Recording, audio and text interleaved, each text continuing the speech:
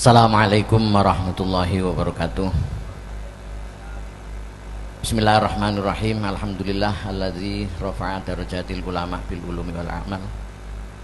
Asyhadu an la ilaha illallah wahdahu la syarikalah wa asyhadu anna Muhammadan abduhu wa rasuluh. Allahumma shalli wa sallim ala sayyidina Muhammad wa ala ali sayyidina Muhammad. Kama shallaita ala sayyidina Ibrahim fil alamin innaka Hamidum Majid. Amma ba'du. Hadratil muhtaramin, para kiai, para hadirin, langsung saja kami bacakan apa yang menjadi kesimpulan apa yang telah disampaikan oleh beliau Hadratus Syekh Kiai Muhammad Said Abdul Rahim. Semoga dari apa yang telah dipaparkan menjadikan kita jauh lebih bisa memahami tentang arti dari sebuah politik, yang dengan politik itulah yang sekiranya akan bisa membawa, akan diarahkan kemana bangsa ini 5 tahun ke depan. Maka dari itu dalam kesimpulannya, pandai-pandailah memilih agar kita tidak masuk lubang untuk yang kedua kalinya dengan lubang yang sama. Sedikit kesimpulan yang bisa sampaikan, halaqah kebangsaan dan ijma' ulama Jawa Timur dan Jawa Tengah untuk perubahan Indonesia di Pondok Pesantren Ma'hadul Ulum As-Syariah Sarang Rembang, Senin tanggal 25 Desember 2023 Masehi. Memilih pemimpin, apalagi memilih presiden dan wakil presiden, adalah tindakan yang bagi seorang merupakan hal yang harus dipertanggungjawabkan di sisi Allah Subhanahu wa taala. Bila demikian, lalu muncul pertanyaan, wajibkah kita menerapkan hukum syariat dalam memilih presiden di Indonesia ini? Ini perlu disebut terlebih dahulu karena mempertimbangkan asas kemanfaatan. Dalam pemilihan imam, presiden dan wakil presiden tentunya harus sesuai dengan kriteria-kriteria syar'i. Karena dalam pemilihan yang bersifat ikhtiari, bukan syaukah. Oleh karena itu dalam pemilihan ini kita harus merujuk kepada standar-standar kriteria seorang presiden yang kita pilih. Kita semua wajib mengetahui dalam permasalahan pilihan presiden ini dengan kependekatan ilmu fikih. Walaupun pilihan presiden ini dilakukan dengan sistem demokrasi. Karena itu para santri dan para kiai punya tanggung jawab untuk menelaah dan mengkaji apa yang kurang memenuhi persyaratan atau kurang pas dengan nilai-nilai dilihat dari segi fikih. Menghadapi pilihan presiden, ada beberapa kalangan termasuk kiai mempertanyakan siapakah yang harus dipilih salah satu dari 3 pasangan calon yang ada. Menghadapi masalah ini, Allah Ta'ala sudah menentukan tata cara dalam mengambil keputusan pilihan tersebut. Allah berfirman, wa in tanaza'tum fi syai'in farudduhu ilallah war rasul in kuntum tu'minuna billahi wal yaumil akhir dzalika khairu wa ahsanu ta'wila. Wahai orang-orang yang beriman, taatilah Allah dan taatilah Rasul Muhammad sallallahu alaihi wasallam dan ulil amri sebagai pemegang kekuasaan di antara kalian. Kemudian jika kamu berbeda pendapat tentang sesuatu, maka kembalikanlah kepada Allah, Al-Quran dan Rasulnya atau sunnahnya. Jika kamu beriman kepada Allah dan hari kemudian, yang demikian itu lebih utama bagimu dan lebih baik akibatnya. Mengacu rujukan ini, Nabi telah menggariskan ketentuan memilih pejabat termasuk presiden. Beliau Nabi Muhammad sallallahu alaihi wasallam bersabda, "Man ista'mala 'amilan minal muslimin wa huwa ya'lamu anna fihim aula bidzalik minhu wa 'alamu bi kitabillah wa sunnati nabihi faqad khanallaha wa rasulah wa jami'al muslimin." Barang siapa memilih seseorang untuk dijadikan pemimpin pejabat sedang dia mengetahui ada orang lain yang lebih pantas dan pandai tentang Al-Quran dan sunnah Nabi, maka dia telah berkhianat kepada Allah dan Rasulnya dan orang-orang yang beriman. Hadis diriwayatkan oleh Imam Baihaqi. Dalam sistem demokrasi pertimbangan, apakah calon pemimpin yang kita pilih itu kotor, bersih, atau yang taat syariat, tidak harus menjadi pertimbangan yang penting. Dalam sistem demokrasi sepenuhnya diserahkan kepada pertimbangan rakyat. Oleh karenanya rakyat harus pandai-pandai memilih calon presiden. Dengan demikian dalam pemilihan presiden ini kita harus mewarnai dengan nilai-nilai syariat atau nilai-nilai fikih. Hal ini sah-sah saja karena Indonesia adalah negara demokrasi Pancasila, dan salah satu sila diantaranya adalah ketuhanan yang Maha Esa, yang dimana negara harus menjamin kebebasan warganya termasuk umat Islam untuk menjalankan syariat yang telah diyakini, termasuk syariat bahwa dalam pemilihan presiden itu calon yang dipilih harus sesuai dengan standar-standar yang syariat. Indonesia ini adalah negara yang sah menurut hukum fikih. Karena itu umat Islam berkewajiban untuk mempunyai imamul a'dham, yang disebutkan dalam sebuah riwayat, man mata bighairi imamin mata maitatan jahiliyatan. Orang yang mati tanpa imam maka mati seperti matinya orang jahiliyah. Naudzubillah. Oleh karena itu wajib memilih imam atau pemimpin. Agar kita memiliki imamul a'dham, dalam kaitan tersebut perlu mempertimbangkan kriteria memilih pemimpin, agar kita bisa mendapatkan imamul a'dham sesuai dengan kriteria yang dicarikan oleh dalam syariat. Pemerintahan sekarang ini kenyataannya tidak bisa memberantas korupsi, menegakkan hukum tidak efektif. Adalah pemerintahan yang fasik. Dalam kitab fikih dijelaskan, hukum asli tentang imam yang fasik harus diganti.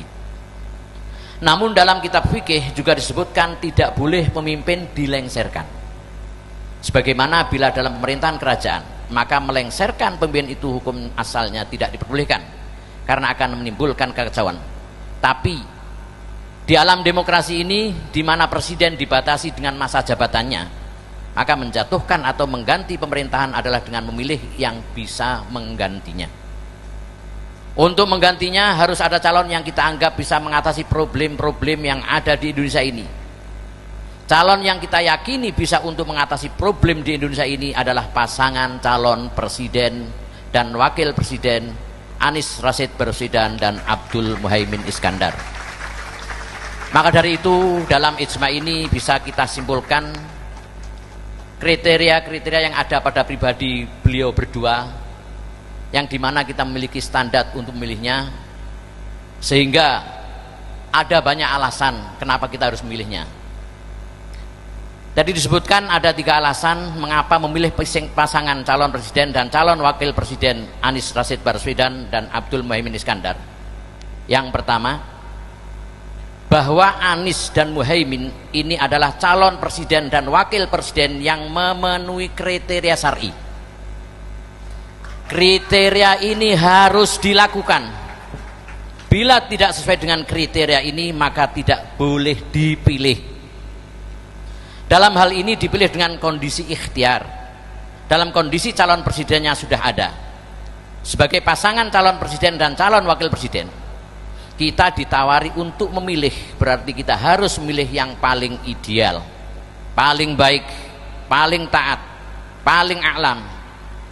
Salah satu kriteria calon presiden adalah dia adalah a'lam, dia lebih tahu tentang agama, yang dalam kitab-kitab disebutkan berilmu agama dalam hal perangkat-perangkat yang berkaitan dengan ijtihad.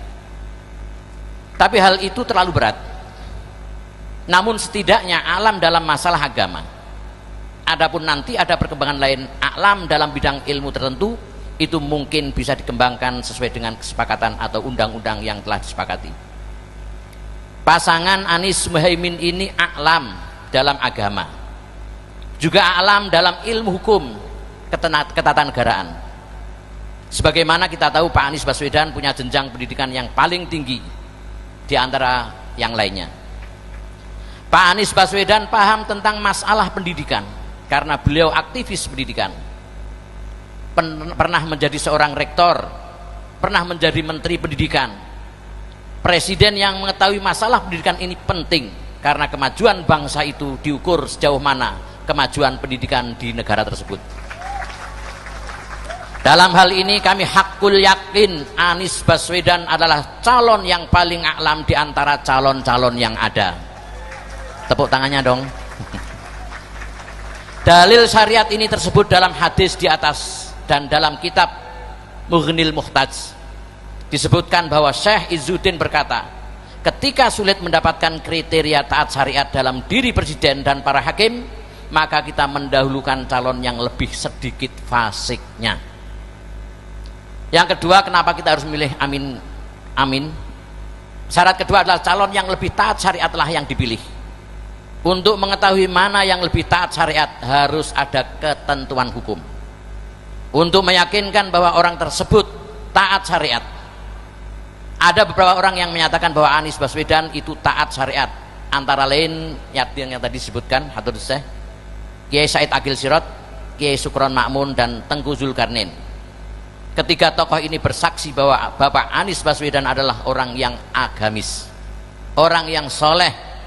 Syekh Ibrahim Al-Laqani berkata, wajibun nasbul imamil adli bisyari fa'lam la bihukmil akli.